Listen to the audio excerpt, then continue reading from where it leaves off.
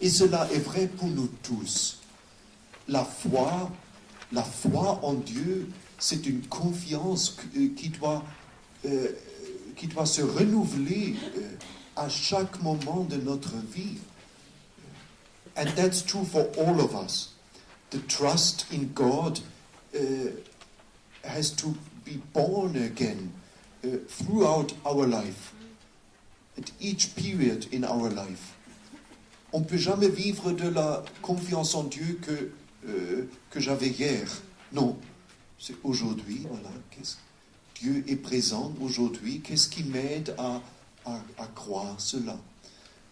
I never can live from the trust of yesterday. It's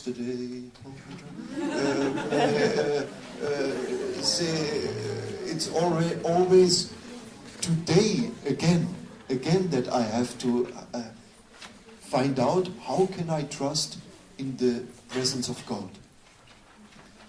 Et nous avons besoin des autres. Je ne peux pas seulement m'asseoir toute seule et dire oh là, je vais croire en Dieu, je vais croire. Non, j'ai besoin de demander à d'autres, mais comment tu crois? Et quels sont tes doutes? Alors, ça ouvre un chemin. Et c'est ça que je vous propose simplement ce matin. C'est tout. Le deuxième paragraphe de la lettre de Frère Roger parle du doute. Quand on lit cette lettre de Frère Roger, peut-être on se dit un peu, mais ce langage, ce n'est pas très facile pour moi à comprendre. Oui, c'est un peu loin. Alors, c'est pour ça qu'il faut le lire lentement et plusieurs fois.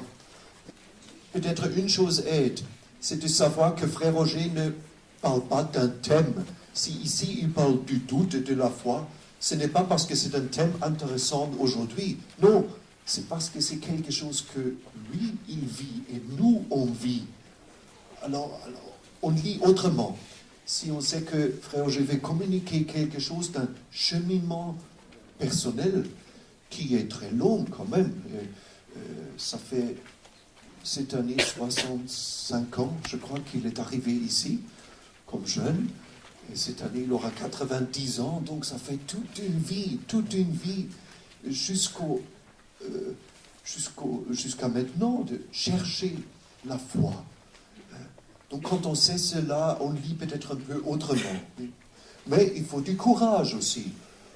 Quand on parle du doute et de la foi, ce n'est pas oui, je doute. Non. On prend un risque. La foi, c'est un vrai risque. C'est un vrai risque. Je crois que Dieu m'aide aujourd'hui. C'est un risque que nous prenons. Alors je le lis en français. I just read it in French. You follow in your languages, or perhaps you suddenly understand French also. Je vais le lire en français. Les autres vont suivre comme ils peuvent. Nous sommes, deuxième paragraphe, second paragraph on the second page, la page 2. Nous sommes dans une période où beaucoup se demandent, mais qu'est-ce que la foi?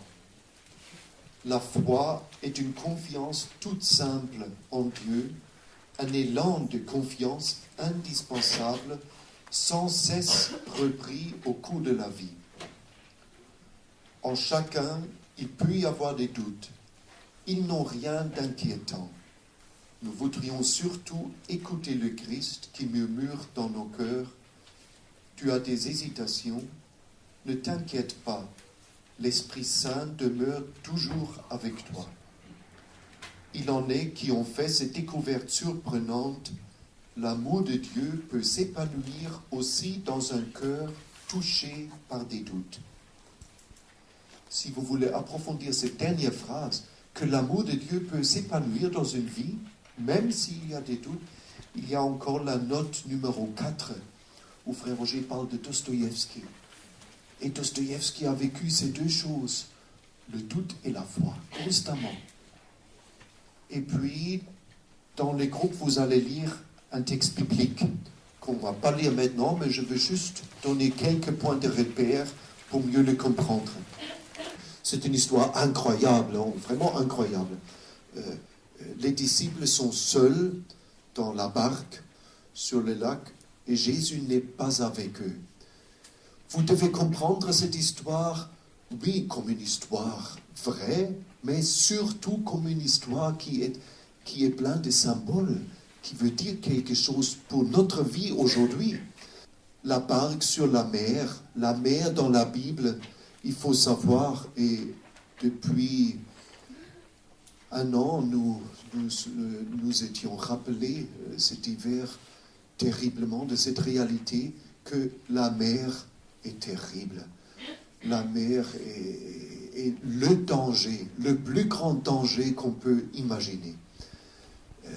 Pour la Bible, c'est cela, la mer aussi. La mer, c'est Dieu qui l'a créée, mais en même temps, c'est un symbole d'un danger qu'on ne maîtrise pas. Donc cette histoire nous parle des gens qui vivent dans des situations de danger. Mais en même temps, la Bible se rappelle toujours, ah mais nos ancêtres ont traversé la mer. Vous connaissez l'histoire de Moïse qui amène les Israélites à travers la mer vers la liberté. Cette histoire incroyable aussi.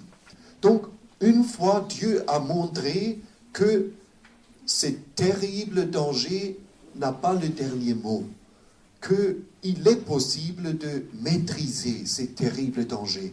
Et cela était une histoire vraie que nos ancêtres ont vécue.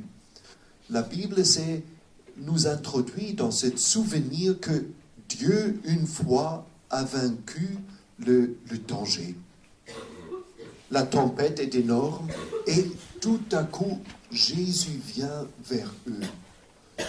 Bien sûr, ne me demandez pas comment c'est possible, oui. Mais le point qui est important dans cette histoire est le suivant. Jésus n'est pas venu quand le danger est passé, mais Jésus est venu au milieu du danger, il s'est fait proche d'eux. Et la tempête continuait encore. La tempête n'arrêtait pas tout de suite. Donc, Dieu nous vient proche à nous au milieu du danger, quand nous ne voyons pas encore la fin de la difficulté. C'est ça que l'histoire nous dit. Dieu peut nous rejoindre même quand nous le croyons complètement impossible. Et Pierre, c'est extraordinaire, ce courage de Pierre, ce dynamisme de Pierre, il dit, mais voilà, je vais marcher vers toi sur l'eau aussi, sur le danger. Et Jésus lui dit, viens, ose de traverser la situation difficile. N'attends pas la fin, mais ose de traverser. Ose traverser.